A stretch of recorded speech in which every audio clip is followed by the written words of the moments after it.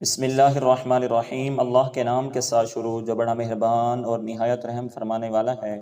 حضرت سیدنا ابو ہریرہ رضی اللہ تعالیٰ عنہ سے مروی ہے کہ رسول اللہ صلی اللہ علیہ وسلم نے فرمایا، جس نے حیضہ بیوی سے جماع کیا یا اپنی بیوی کو پشت سے استعمال کیا یا جو نجومی کے پاس گیا اور اس کی تصدیق کی، وہ اس دین سے بری ہو جائے گا جو اللہ تعالیٰ نے جناب رسول اللہ صلی اللہ علیہ وسلم پر نازل کیا۔